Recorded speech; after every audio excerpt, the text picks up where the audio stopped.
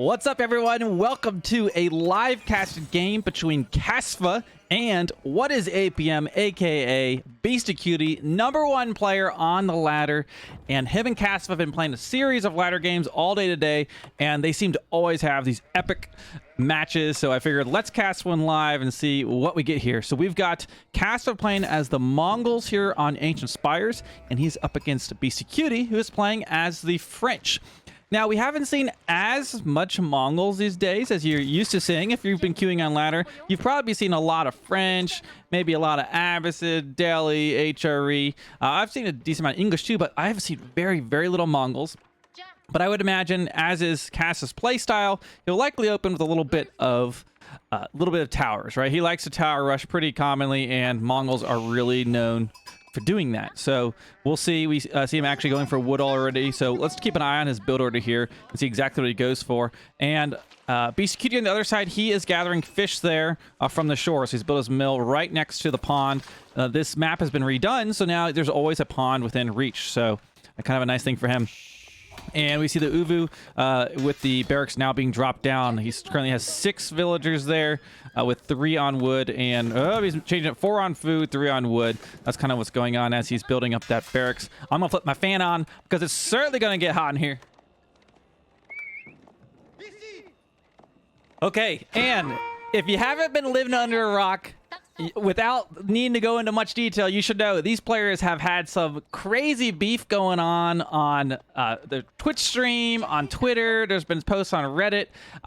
Go ahead and check out all that stuff. I'm not gonna go into detail, but all I can say is there's been a lot of back and forth. I'm sure these guys are going to come out ahead of this professionally, and it's not going to be a continued grudge, but this just makes this match even more interesting, as these guys just like really want to win in this matchup.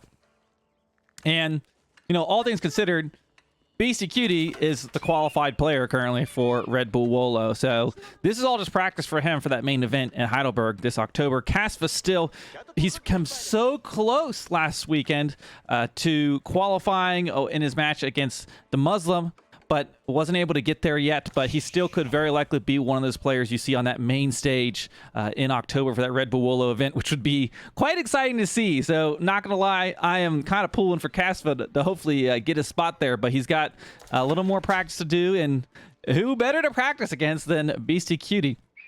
Okay, so we've got the 2 spearmen moving across. Nothing too crazy here. You guys have seen it, right? The Mongol opening, tower, spearmen, you know the drill. Now, he will likely try to tower either the wood line or the fish. I'm kind of curious where he goes. It looks like he's going to go for that wood line. Where's his villager? I'm not seeing his villager that's going to need to build a tower. There he is. So maybe send him back. I don't know if this... Usually you see the villager walking just about in line with the spearmen. The spearmen, they aren't really going to be able to do a whole lot here right now. We see the School of Cavalry being built. We've got the gold, of course, being gathered there for those likely royal knights when we get to the next age. Mill being built right there at the edge of the berries. Kind of an interesting placement. Curious he doesn't set it right here, get a little bit better coverage, but his probably only goal with that is really get wheelbarrow for right now. It's as fast as possible. Yeah, if you caught the last match, it was like an hour-long game between these two players. I thought about going back and casting it, but it was like I would need a co-caster. That thing was just so long, such like deadlock back and forth at some point. So I figured let's catch a fresh one here. And Mongols and French, this one could be a little quicker, but we'll see. Famous last words. My most watched video on my YouTube channel, I casted like the week that Age of Empires 4 came out between Kasva and Viper, because I knew they were both prominent AoE2 players. And I was like, I'm going to do a quick, like a short cast, and I'm going to go eat some dinner. Like, what's it going to take? 30 minutes, so any other average Age of Empires game. It took an hour and a half on Confluence, and I was like so tired of casting it by the end. I was like so hungry. I'm like, I just wanted the match to end, and I like almost stopped casting mid, but I just kept going, and lo and behold, it's like got over 100,000 views and was people's favorite thing to watch. You can still go back and watch it. It's an epic game on my YouTube channel. But yeah, it's you never know what you're gonna get. The longest games usually happen when you least expect it. Okay, so he's got his School of Cavalry up. Do we have any knights in queue yet? Not seeing knights yet. He does not have the requisite food for that. We see an archer range being dropped down. Of course, there's spearmen, so Maybe he's made a conscious decision to not do that.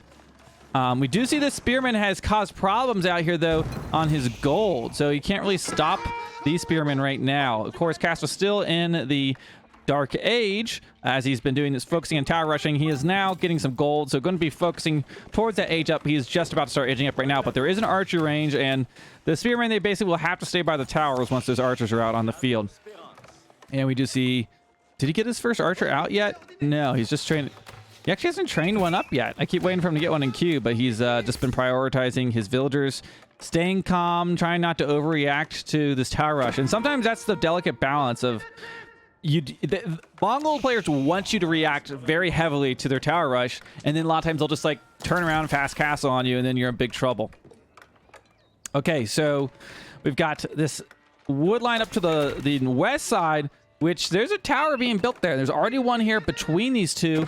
He's at least secured this area, but he also does have a pretty significant wood line behind his base. You see the knight kind of going out. I think he's going to go across the map and try to catch a flank over here. That's likely what's going to be happening.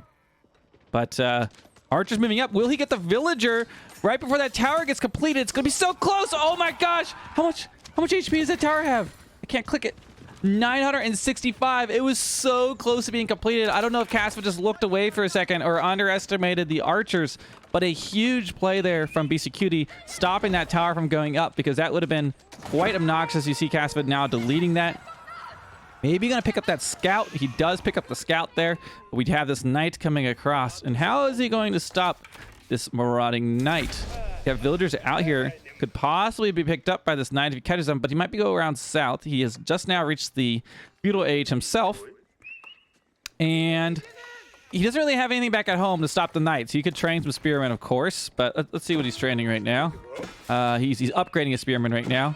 We got the tower. Villagers being pulled from Beastyqt to try to kill down the tower. Of course, they deal out that torch damage. You see 10 torch damage there to that tower. He's got garrison units, though, so they're dishing out some damage. We see the scout going down. He trained several scouts just for that torch damage. That's what he did there. He trained out several scouts.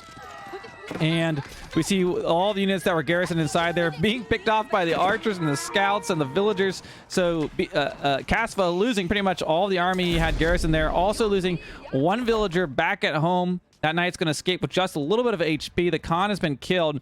And just like that, Beastyqt has popped out of his base, showing you why he is not scared of a little tower rush. So looks to me right now that he's in a pretty nice position.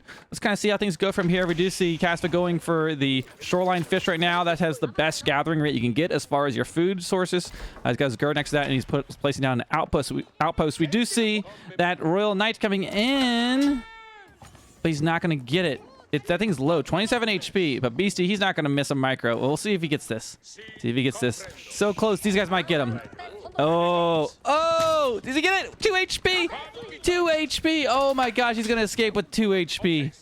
Oh, wow. That's for someone who's plagued by French a lot. I still struggle with French. I know people say like, well, just make spears and defend. Like, a good French player is so frustrating because they won't lose anything. Like, this knight's going to escape with 2 HP here, and he's going to heal all the way back up, assuming that these spearmen don't catch him. He's trying to get it. Okay, so Beastie looking good back at home. It looks like he has collected enough stone for a second town center, and I think he's going to either place it... Where's he going? Is he going the berries, the fish, or the deer? I guess will be the question here. It looks like maybe he's going to place it in this region. This kind of looks like... Can I see the blueprint yet? I can't see it quite yet. I don't know if he's placed it. It's about to. Okay, so he's going to place it right on top of those deer. I thought he might almost try to place it by the fish or something. Also, we got a gold mine there. A nice little spot. And, of course, French are going to be training villagers faster anyways. He's going to be in a great economic position here.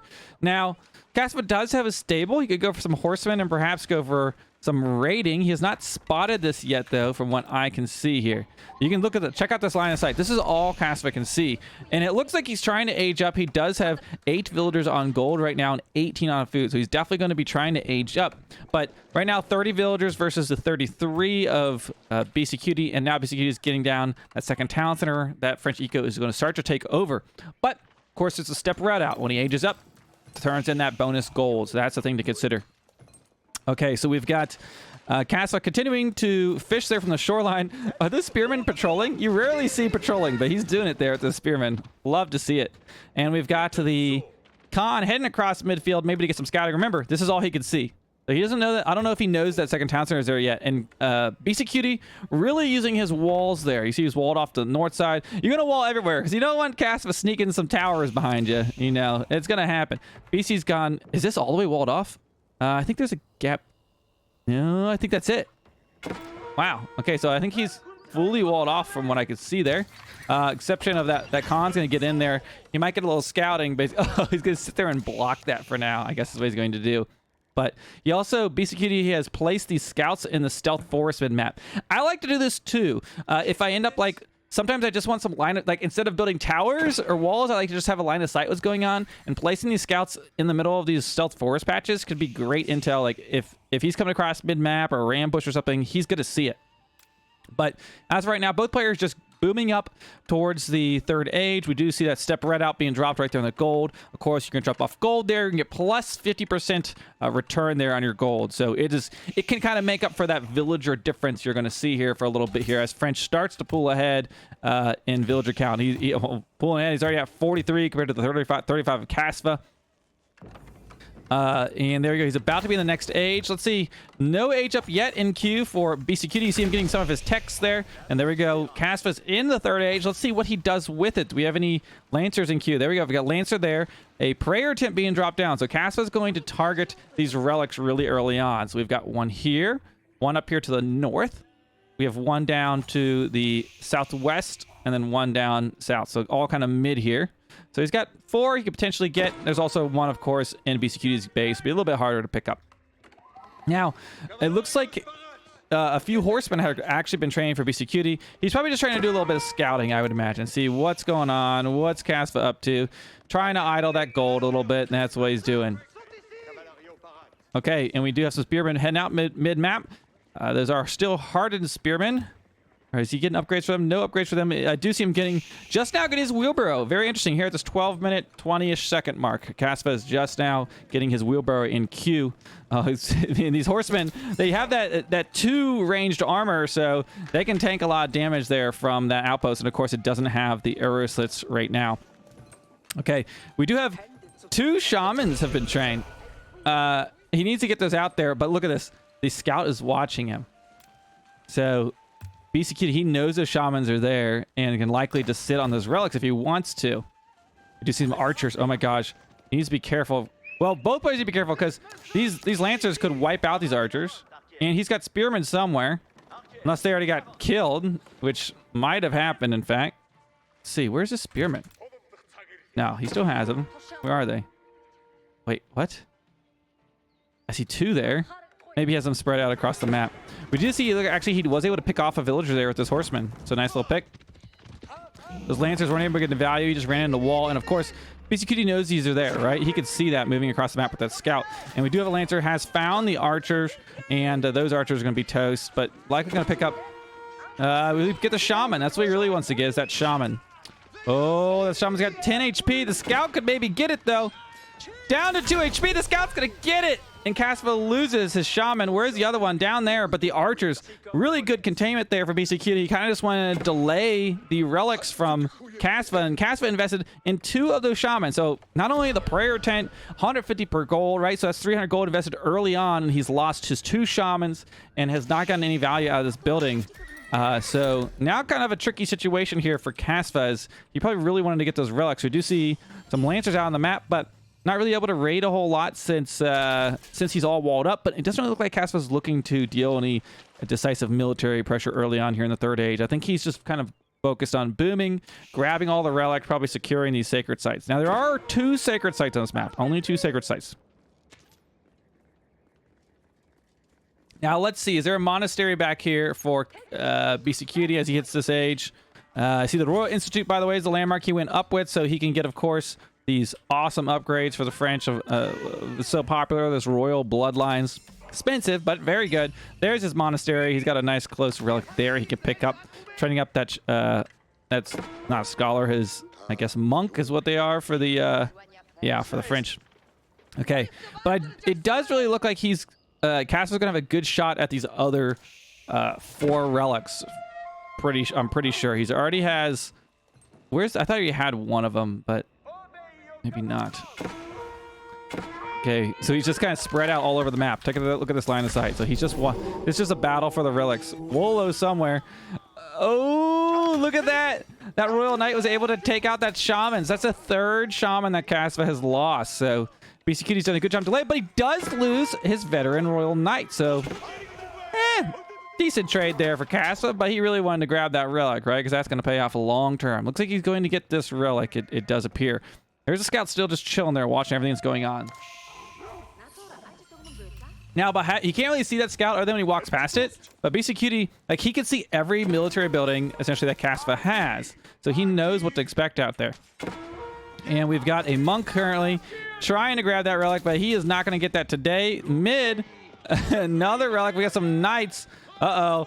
Will another shaman go down? I think we've already lost 3 shamans for Kasva. And Beasty is not going to allow this one to get out there. Oh, he's going to lose that shaman. He tried to heal up a little bit, but not going to get much value there. Going to need to pull those villagers back off of the food. And Kasva doesn't have a whole lot of food. He hasn't gone for any of these deer yet. And he's really low on food right now. In fact, he might even buy some. I wouldn't be surprised. Any shamans out on the map? Okay, he's grabbing a relic. Does he have one in? This will be his 2nd relic grabbed. And it does look like BC's at least going to get 2 relics, I expect. Maybe even 3. He's grabbed that one. Got a Wolo going on to the north, but not enough to get the job done. And I spoke too soon. I said he's going to get those 2 relics, but that relic's not home yet. So we're not going to count those chickens till they have hatched. But going to have to deal with those ever-increasing horsemen and knights there of the French. He does have spearmen and lancers. A nice little combo against this as we see that monk trying to kite back. I wouldn't even be surprised if he pops a Wolo when he gets on the other side of this wall. Let's see if he does it. Not going to even try to. He's just going to get his relic home. That's what he's decided to. He's got a few crossbows. Those crossbows going to deal very well against the lancers, of course. They counter those armored units. And they do pretty good against spearmen, too. Okay, so we've got a little bit of distraction in the base. Looks like there's 4 knights back here. Keeping an eye on this gold mine, and BC's just going to keep poking in and poking out, just being annoying, distracting Kasva from the front line. As we see right now, he's lost, it looks like 2 horsemen and maybe some spearmen there. Perhaps he had to turn around to look at his base to prevent that raid, and then he lost his army on the front line. And I don't know, folks, it's really looking like BC's taking an early lead. He now has this relic coming on home. Mid, I think he got that relic. Let's see how many relics does he have, Garrison, right now. 2. He already has 3. So it was looking early on like Kasva was going to grab a good portion of them, but BC been doing a really, really good job just denying that. And now we see a good mass of spearmen and crossbows is Kasva's unit composition. And he does have 1 lancer, as you can see there on the front. Starting to drop down some towers. He could even lose this villager if he's not careful, but looks like BC's just going to move on by. We've got archers moving in, taking shots on that Khan. I think that Khan is going to go down. It is dead.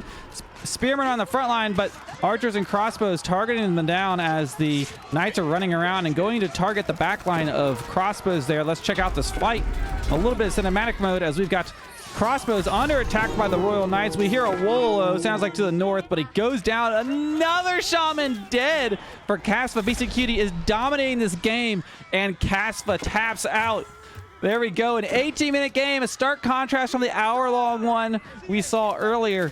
But Kasva's Mongols just not able to get the job done here in this matchup against Beastyqt.